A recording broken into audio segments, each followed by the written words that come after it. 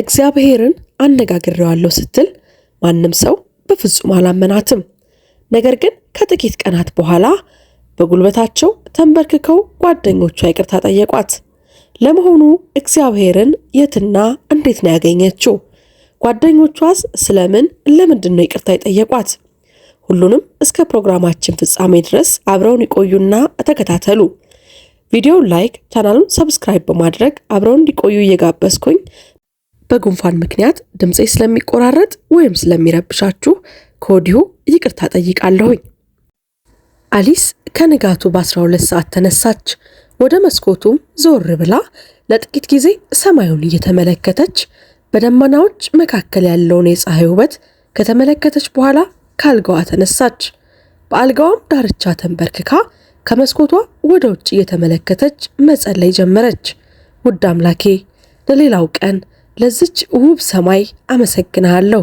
ዛሬ ብርሃንህን በእኔ ላይ አብራ፣ በአካባቢዬ ወዳለው ሰው ሁሉ ይደርስ ዘንድ ላልፍባቸው የማልችላቸው የማውቃቸው ነገሮች ሁሉ ለመቋቋም የሚያስችል ብርታት እንድትሰጠኝ እጠይቅሃለሁ። አሜን። ምስኪኗ አሊስ በተነሳችበት ቅጽበት የሐዘን ስሜት ልቧን ወረረው። ምክንያቱም በትምህርት ቤት ምን እንደሚጠብቃት ታውቃለች። ተዘጋጀችናም ወደ ትምህርት ቤት ለመሄድ ወጣች። እሷ የሁለተኛ ደረጃ ትምህርት ቤት የሁለተኛ ዓመት ተማሪ ነበረች። እናም ምንም ጓደኞች አልነበሯትም። ሁሉም ሰው እንግዳ እንደሆነች ያስባል። እንዲሁም እንግዳ የሆነ ልብስ እንደምትለብስ ይናገራሉ።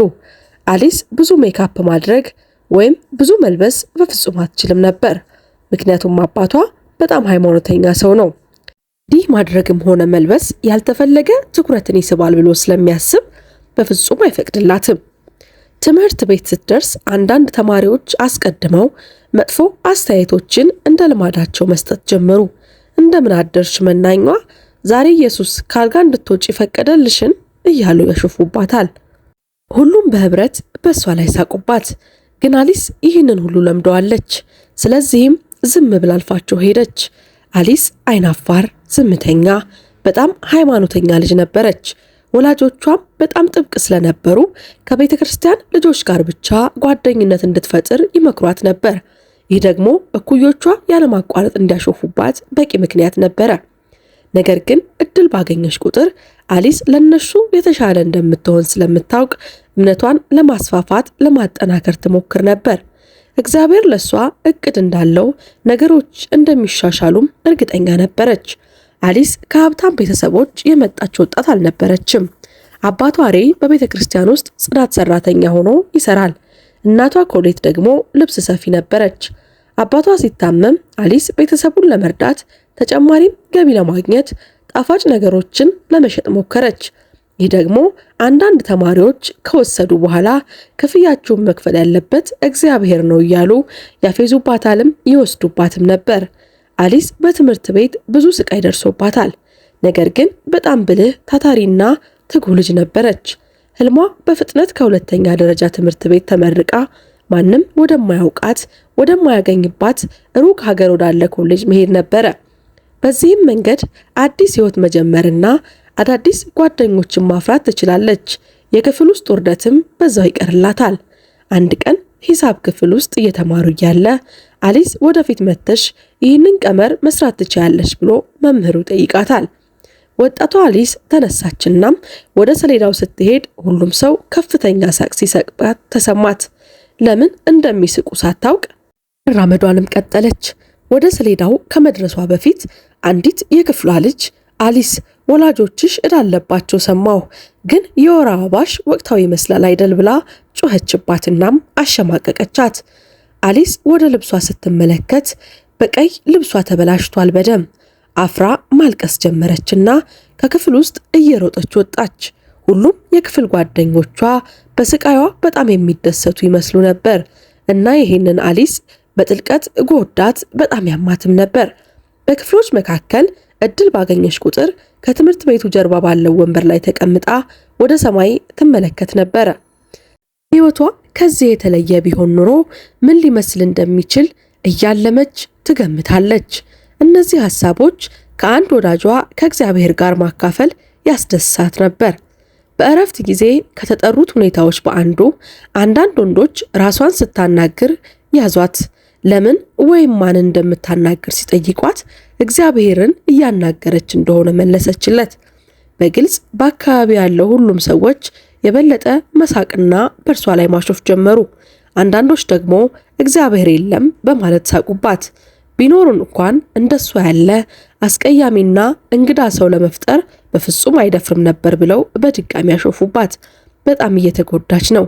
አሊስ በየቀኑ በሕይወቷ ተስፋ እየቆረጠች ወደ ቤት ትመለስ ነበር። በመንገዷ ላይ ያገኘችውን ድንጋይ እየጠለዘች አሊስ አለቀሰችና ማድረግ የቻለችው ብቸኛ ነገር ሁሉም የክፍል ጓደኞቿ እንዲህ መጥፎ የሚሆኑባትን ጓደኞቿን የሚያደርጉባትን መጥፎ ነገር መሸከም እንደማትችል ማሰብ ነበረ። በፓርክ ወንበር ላይ ተቀምጣ እንዲህ ብላ ለመነች። እባክህ አምላኬ፣ እባክህ ከዚህ ሁኔታ አስወጣኝ። እንዲወዱኝ ብቻ ነው የምፈልገው። ጓደኞች እንዲኖሩኝ ብቻ ነው የምፈልገው። በእረፍት ጊዜ ከነሱ ጋር መብላት ብችል ምኞቴ ነው። እንዲያዳምጡኝ እፈልጋለሁ። የምፈልገው ይሄንን ብቻ ነው። አሊስ ደጋግማ በሽንት ቤት ውስጥ ተደብቃ ምግቧን ትመገብ ነበር። ምክንያቱም ሁል ጊዜ ሊያስጨንቋት ከሚፈልጉ ተማሪዎች ጋር እንዳትገናኝ፣ በተለይ ጆቫና ከምትባለው የትምህርት ቤቱ መሪ የሴቶች አለቃ ከሆነችው ተማሪ ጋር። እቺ የተከበረች ተማሪ በትምህርት ቤት በጣም ቆንጆና ልዩ ሰው እንደሆነች ታስባለች። አሊስ እንደ ሌሎቹ ልጃገረዶች በእሷ ላይ ቅናት አለማድረጓን መቋቋም አልቻለችም። ዮቫና ኩሩና እጅግ የተበላሸ ስነ ምግባር ያላት ተማሪ ነች። ወላጆቿ በሕይወቷ የምትፈልገውን ሁሉ ይሰጧታል። ስለዚህ ትምህርት ቤቱ ግዛቷ እንደሆነ፣ እሷም የትምህርት ቤቱ ንግስት እንደሆነች ታስብ ነበረ። ዮቫና አሊስን ለደረሰባት አብዛኛው ክፋት ዋና አዘጋጅ እሷ ነበረች። ጸጉሯን ትጎትታታለች፣ ትሰድባታለች። ማስቲካም በቦርሳዋ ላይ ሌሎች እንዲለጥፉባት ታደርጋለች።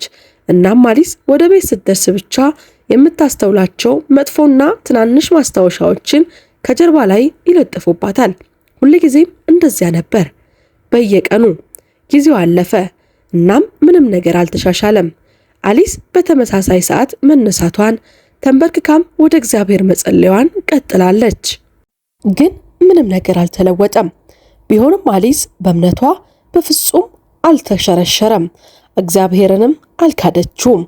መስከረም ወር ሲመጣ አሊስ 16ኛ ዓመቷ ሊከበር ስለሆነ እጅግ ተደስታለች። በዚያ ወር በየቀኑ እግዚአብሔርን ለልደቷ አዲስ ጓደኞች ማፍራትና በኩዮቿ መወደድ እንዲሆን ስጦታዋ ተደጋግሞ ተጠይቀው ነበረ። አንድ ቀን በአንደኛው ክፍሏ ውስጥ ጆቫና ወላጆቿ የኳስ ክፍል ስላላቸውና ምኞቷን ሁሉ ስለሚያሟሉ በወሩ መጨረሻ ፓርቲ ለማዘጋጀት ወሰነች። ፓርቲውም እንደ ጭፈራ ቤት ይሆናል። አሊስ ወላጆቿ ስለማይፈቅዱላት ላለመሄድ ወሰነች። ስለዚህም መስከረም 27 ጧት ላይ አሊስ ከእንቅልፏ ነቃች። ወደ መስኮቱም ዞር ብላ ሰማዩን ተመለከተች። የሚያምር ቀን፣ ደማቅ ፀሐይና በጣም ነጭ ደመናዎችን ብቻ ለማየት እየጠበቀች ነበር። ነገር ግን ለብስጭቷ መንስኤ የሆነው አየር ሁኔታው ደመናማ፣ ግራጫ ሰማይና በጣም ነፋሻማ ነበረ። ትንበያውም ብዙ ዝናብ እንደሚዘንብ ተነገረ። እናም የአሊስ የዝናብ ጥላቻዋ በጣም የተለየ ነበረ። ወደ ውጪ በመመልከት ብቻ ተስፋ ቆረጠች። ቢሆንም ተዘጋጀችና ወደ ትምህርት ቤት ለመሄድ ስትወጣ እናቷ ኮሌት ጠራቻት። አሊስ ማሬ፣ ለአንድ ደቂቃ ወደ ኩሽና ልትመጭ ትችያለሽ? አሊስ እናቷን ተከትላ ወደ ኩሽና ስትገባ ያየችውን ማመን አቃታት። እጅግ በቸኮሌት ያማረ ያጌጠ ኬክ፣ ጥቁሮቹን 1 እና 6 ያላቸው ሮዝ 2 ሻማዎች 16 ቁጥር የተጻፈባቸው እናም መልካም ልደት ለአሊስ የሚል ጽሑፍ ያለበት። ወላጆቿ መልካም ልደት መዝሙር መዘመር ጀመሩ። እናም አሊስ አይኖቿ በእንባ ተሞሉ። እሷ ብቸኛ ልጅ ነበረች። እናም ወላጆቿ በየዓመቱ የልደት ኬክ መስራት አይችሉም ነበር። የገንዘብ ሁኔታቸው ጥሩ እንዳልሆነ ታውቃለች። ስለዚህ ይህ ትንሽ አስገራሚ ነገር በደስታ እንድትፈነዳ እንድትቦርቅ አደረጋት። አንድ ቁራጭ ኬክ በመብላት ተደሰተች። እናም ቁራጩን ከመጨረሷ በፊት እናቷ በሚያማምሩ ጌጣጌጦች ያጌጠ ሳጥን ይዛ መጣች። ሰጠቻትና ልጄ እንደምትወጂው ተስፋ አደርጋለሁ። የተገዛ አይደለም፣ ግን በፈለግሽው መንገድ ሰርቼዋለሁ። ክፈችው ማሬ ብላ በፍቅር ሰጠቻት። አሊስ ሳጥኑን ከፈተችው። እናም በውስጡ እጅግ ያማረ በዳንቴል የተጠለፈ ሰማያዊ ሹራብ አገኘች።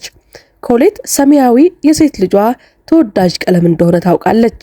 ከጥቂት ቀናት በፊት ቤተሰቡ ከቤተ ክርስቲያን ሲመለሱ በአንድ የልብስ መደብር በኩል ሲያልፉ አሊስ በመስኮቱ ላይ በተቀመጠው እጅጌው ላይ ዳንቴል ጥልፍ ባለው ቀላል ሰማያዊ ሹራብ ተደነቀች። ያ ሹራብ ወላጆቿ ለመግዛት በጣም ውድ እንደሚሆንባቸው ታውቃለች። እናም እናቷ ልክ እንደዚያው እንደ ራሷ አድርጋ ሰራችላት። አሊስ ልቧ በደስታ ሞላ። ሹራቡን ለበሰች፣ ወላጆቿን አቀፈችና ሁሉም ነገር ወድጄዋለሁ፣ እናንተንም በጣም ወዳችኋለሁ አለቻቸው። ከዚያም ወደ ትምህርት ቤት ለመሄድ ወጣች። በትምህርት ቤቷም እንደደረሰች እነዛ የማይረቡ ተማሪዎች በአዲሱ ሹራቧ ላይ ማሾፍ ጀመሩ። በጣም አስቀያሚ ነው አሉ። ወጣቷ ከእናቷ የተሰጣ ስጦታ እንደሆነ ስትናገር እነዛም ክፉዎቹ ልጆች እኛም ስጦታ አምጥተንልሻል፣ በእረፍት ጊዜ እንሰጥሻለን፣ በእርግጠኝነት ትወጂዋለሽ አለቻት። አሊስ ማመን አልቻለችምና በጉጉት ወደ መማሪያ ክፍሏ ገባች። በእረፍት ጊዜዋ ዝናብ ስለሚዘንብ ወደ ትምህርት ቤት ወዳለው ወንበሯ መሄድ ስላልቻለች አሊስ ግቢ ውስጥ እየበላች ነበረ። ያኔ ነበር እብሪተኞቹ የክፍሏ ተማሪዎች ወደ እርሷ የመጡት። ጆቪና ላንቺ ያመጣ ነው ወይኔ አለቻት። አሊስ ማመን አልቻለችም። የልደት ቀን ኩባያ ኬክ ነበረ። የኩባያ ኬኩን ጠረጴዛው ላይ ያስቀመጡትና ሰዎችን መጥራት ጀመሩ። መልካም ልደት ለመዘመር ኑ ወንዶች፣ መልካም ልደት ለአሊስ እንዘምር አለች። አሊስ በደስታ ራሷን መቆጣጠር አልቻለችም። በመጨረሻ ጥሩ ነገር እየተፈጠረ መሆኑን አላመነችም። ልጃገረዶቹ ሻማውን በኬኩ ላይ አኑረው ለኮሱት። መልካም ልደት መዘመር ጀመሩና አሊስ በጣም ደስተኛ ሆነች። ሻማው እስኪያልቅ ድረስ ሲቃጠል ኬኩ ውስጥ የነበረው ጥቁር ቀለም ፈነዳ። ኬኩ ሐሰተኛ ነበረ፣ እንደገና ክፉ ቀልድ እንጂ ሌላ አልነበረም። አሊስ በአዲሱ ሹራቧ ላይ በቆሻሻ ቀለም ተበከለች። እናም ሙሉ በሙሉ ቆሸሸች። ጆቪና እየሳቀች ዛሬ ማታ ታሊያው ፓርቲያችን ልክ እንደዚሁ ለመሄድ ለምን እድሉን ትጠቀሚያለሽ አለቻት። ሁሉም ምስኪኗን አሊስ ላይ ሳቁባት። እየሮጠች ሄደችና ወደ ቤት የምትሄድበት ሰዓት እስኪደርስ መጸዳጃ ቤት ላይ ራሷ ላይ ቆልፋ ተቀመጠች። ወደ ቤት ስትደርስ በጣም እያለቀሰች ነበር። ወላጆቿ ያዩትን ማመን አልቻሉም። ምስኪኗ አሊስ እናቷን አቀፈቻትና አብራት አለቀሰች። አሊስ ገላዋን ታጥባ ተኛች። ቀሪውን ቀን እያለቀሰች ተኛች። ምሽት ላይ አባቷ አሊስን ሊያት ወደ መኝታ ክፍሏ ሄደ። እናም አሊስ እንባዋን በሙሉ በአባቷ ደረት ላይ ያፈሰሰችው። አባዬ ከእንግዲህ አልችልም፣ ያንን ትምህርት ቤት ከእንግዲህ መቋቋም አልችልም። የማደርገው ነገር ሁሉ በቂ አይደለም። እዚያ ማንም የሚፈልገኝ የለም፣ አይፈልጉኝም፣ በፍጹም አይቀበሉኝም። ችግሩ በእኔ ላይ ነው። ለምን እኔ? እግዚአብሔር በጣም ታማኝ ነኝ። ለምን እንዲህ ሰቃያለሁ? ለምን ምንም ነገር አይሻሻልም? ማልቀሷን ቀጠለች። ሬ ሴት ልጁን በእንባ ሰምቶ አይቶም በአልጋው ላይ ከጎኗ ተቀመጠ። ከባድ ልብ የሚሰብር ነገር። እስኪ ስሜ ልጄ፣ እየተሰቃየሽ እንደሆነ አውቃለሁ። ነገር ግን ነገሮች እንዲለወጡ እርግጠኛ ነኝ። በእግዚአብሔር ማመንሽን ቀጥይ አላት። ቀጠለና ደግሞ ጠንካራ መሆን አለብሽ፣ ምክንያቱም ታላላቅ ነገሮችን ለመፈጸም ስለተወለድሽ ነው አላት። አሁንም አይኖቿ በእንባ የተሞሉ እነዚህ ታላላቅ ነገሮች ምንድናቸው አባዬ? እስካሁን ስሰቃይ ነው የኖርኩት ብላ እያለቀሰች ጠየቀች። ሬ እጁን በሴት ልጁ ፊት ላይ አድርጎ እንባዋን እየጠራረገላት እግዚአብሔር ምን እንደሆኑ በትክክል ያውቃል ልጄ፣ እምነት ብቻ ሊኖርሽ ይገባል አላት።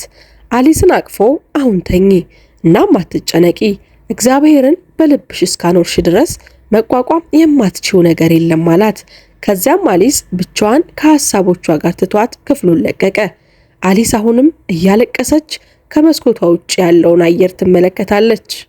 የዝናብ ጠብታዎች ጣሪያውን ሲመቱ ያለውን ሰላማዊ ድምፅ እያዳመጠች ዝናቡን በጸጥታ ተመለከተችው። አባቷ የተናገረውን እያሰላሰለች ስለ ኩዮቹ አሰበች። እናም በጣም የሚረብሻት ስሜት ተሰማት። እንግዳ ስሜት ነበር። በትክክል ምን እንደሆነ እርግጠኛ አልነበረችም። ግን አንድ ነገር ትክክል አልነበረም። በልቧ ውስጥ ያለው ህመም ብቻ እንደሆነ አሰበች። እናም አሁንም አይኖቿ በእንባ እየተሞሉ እግዚአብሔርን እንዲህ አለችው፣ ውድ አምላኬ እየተጎዳሁ መሆኑን አውቃለሁ። ነገር ግን አንድ ቀን ታላቅ ነገር እንደምታደርገኝ ማመኔን እቀጥላለሁ። ምንም እንኳን ልቤ አሁንም በጣም ቢጎዳም አሁንም አምናለሁ። እናም መጽናናቴን እቀጥላለሁ አለች። ጸሎቷን ከመጨረሻ በፊት አንቀላፋች። ከምሽቱ 12 ሰዓት አካባቢ ነበር። ገና እየነጋ ነበረ። አሊስ ስለ ጆቬና የኳስ ክፍልና እኩዮቿ ለፓርቲው ስለመዘጋጀታቸው እያሰበች ማለም ጀመረች። ብዙ ዝናብ እየዘነበ ነበር እና ቢሆንም ብዙ ሰዎች መድረሳቸውን በቦታው መሄዳቸውን ቀጠሉ። ሙዚቃው በጣም ከፍተኛ ነበር። ነጎድጓድ ድምጽ ጋር ሲቀላቀል ያስፈራል። ብዙ ብሩህ መብራቶችና እጅግ ደማቅ መብራቶች፣ ምግቦችም ነበሩ። እንግዶቹ ሲነጋገሩ፣ ሲጨፍሩና ሲዝናኑ ተመለከተች። ብዙም ሳይቆይ አሊስ በጣም ከፍ ያለ የነጎድጓድ ድምጽ ሰማች። እናም ቀና ብላ ተመለከተች። በኳሱ ክፍል ጣሪያ ላይ ስንጥቅ እንዳለ አስተዋለች። እናም በዝናቡ ምክንያት ስንጥቁ እየሰፋ ሄደ። ድንገት ጣሪያው በክፍል ጓደኞቿ ላይ ሲወድቅ ተመለከተች። ጮኸች፣ ግን ድምጿን በጭራሽ ማንም ሰው አልሰማውም። ከዚያም ከሰማይ በጣም ከፍተኛና ጣፋጭ የሆነ ድምፅን ሰማች፣ እንዲህ የሚል ልጄ ልትረጃቸው ይገባል። አሊስ ልትረዳቸው ለመሮጥ ሞከረች እና ወዲያውኑ እየጮኸች ከእንቅልፏ ነቃች።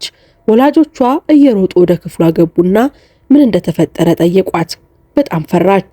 አሊስ ተነሳችና በፍጥነት ልክ እንደነበረችው ወደ በር ሮጠች። ወላጆቿ ምንም ሳይገባቸው ከኋላዋ እየተከተሏት ሮጡ።